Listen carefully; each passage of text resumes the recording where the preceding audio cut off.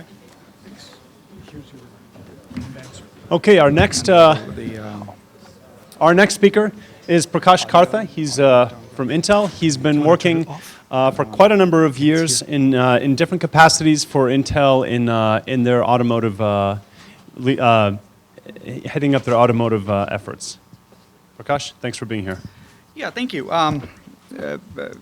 Glad to be back here. In fact, I'm an alum of UT, did my MBA here 10 years ago, so excited to be back here. Just a couple of things. Most of our involvement with this program is through our Open Connectivity Foundation. I see David over there. Both Constantine and Todd asked us to come do a kind of a quick overview of what Intel's doing in autonomous driving, and there's a lot that's going on. Don't have a lot of time, it's only about 20 minutes, so what I'll do is I'll quickly run through a very high-level presentation, and then we'll leave some questions for the end. A little bit about myself. Like Constantine said, I've been involved in automotive specifically for a while now. Spent a lot of time out in the field helping car makers ship products with Intel technology.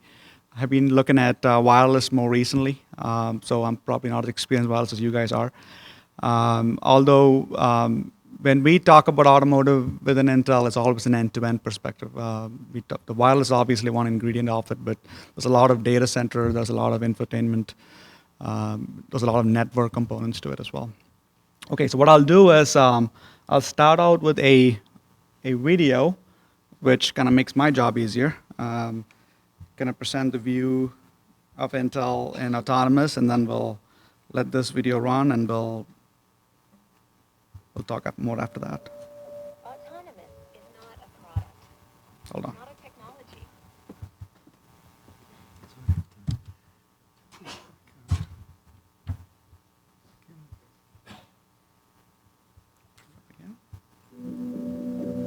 Autonomous is not a product.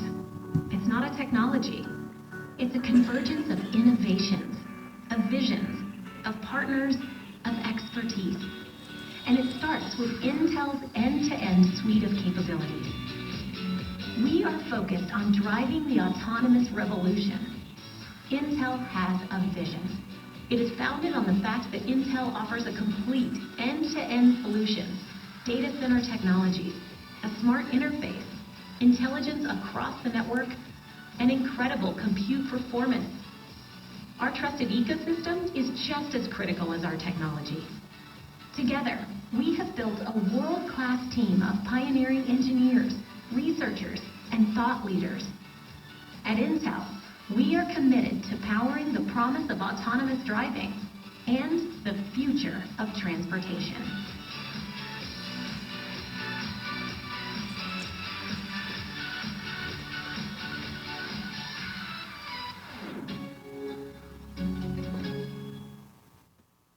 I have to do the jingle, I'm sorry. They won't let me back in Intel if I don't do that.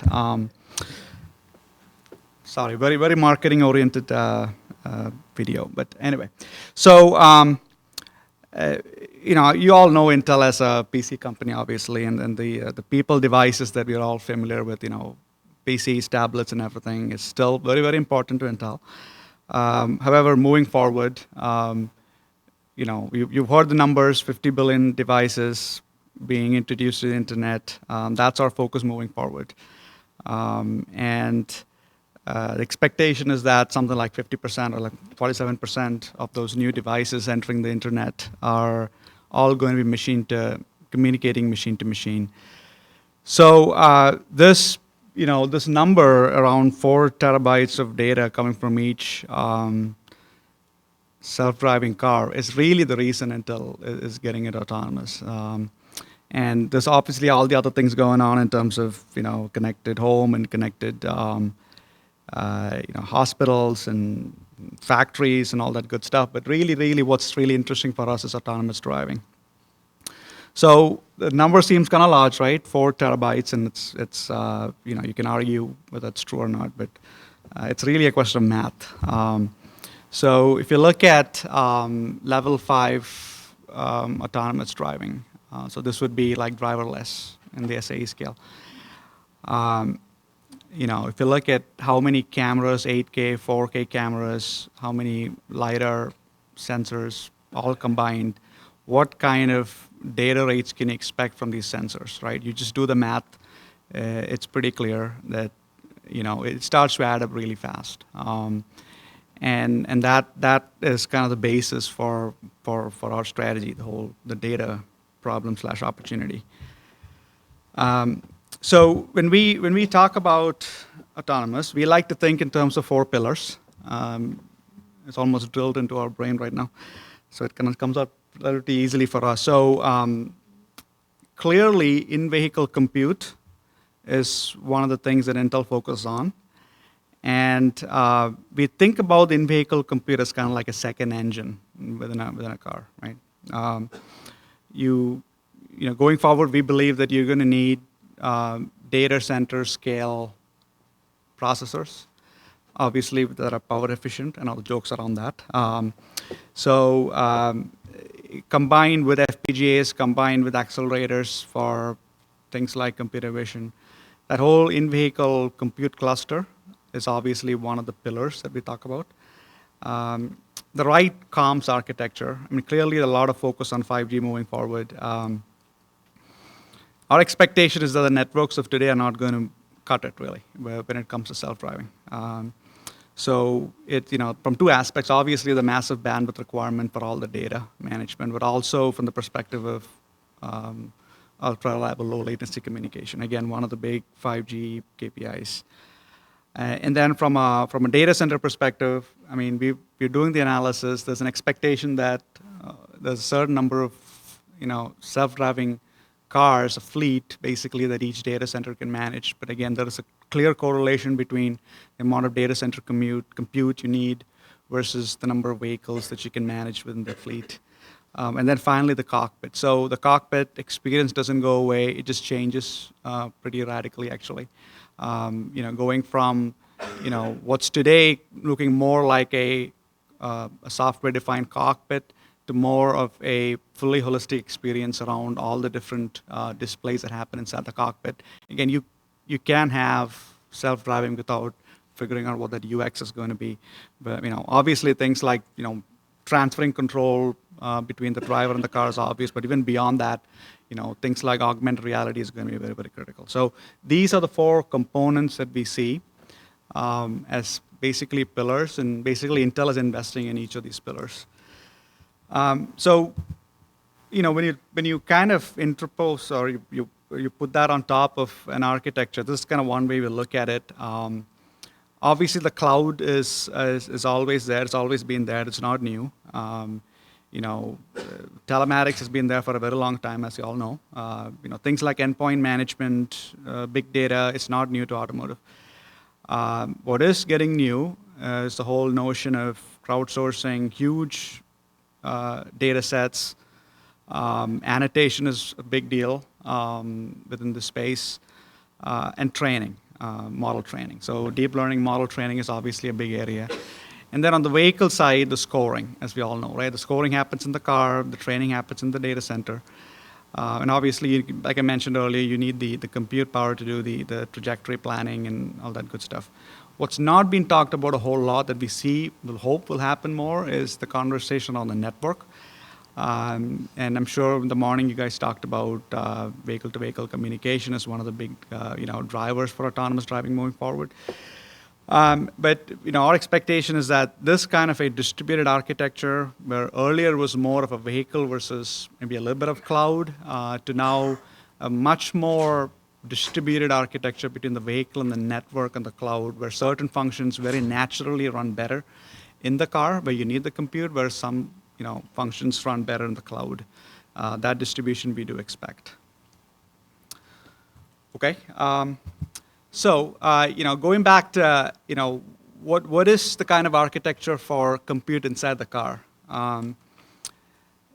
Historically what's happened, and I'm sure, with some of the automakers here and some of what you've seen, anytime a new function is introduced, a new ECU is basically invented, right? So over time, what you've had is the number of ECUs in a car multiplying like crazy.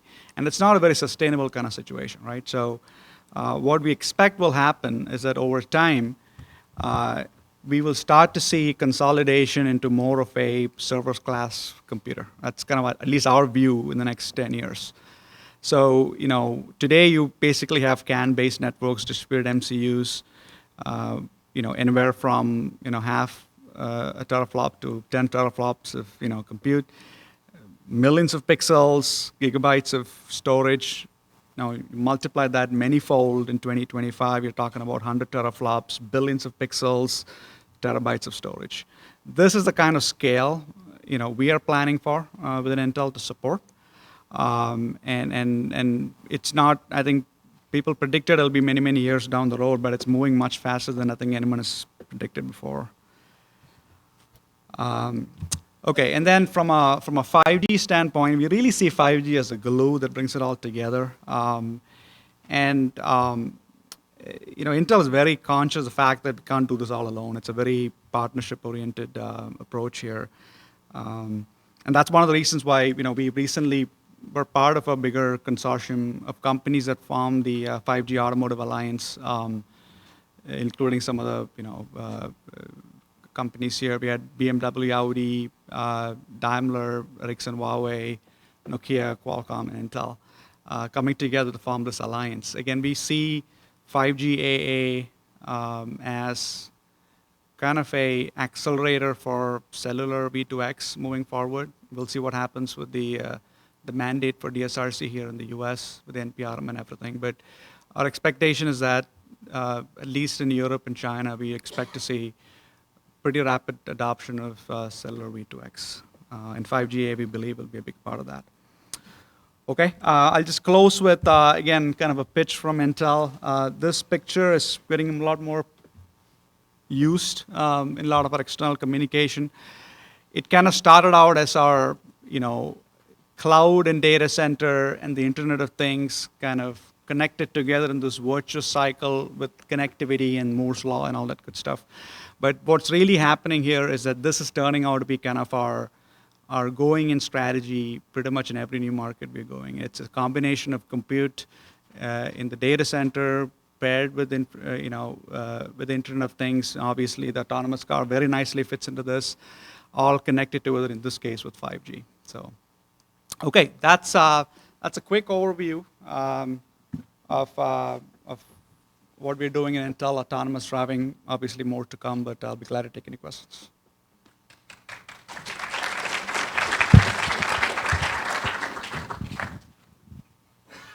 Questions?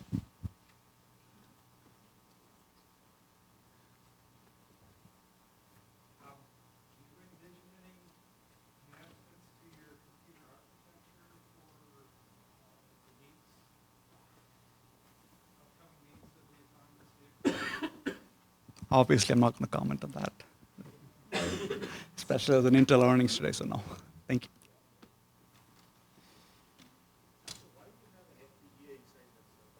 Yeah.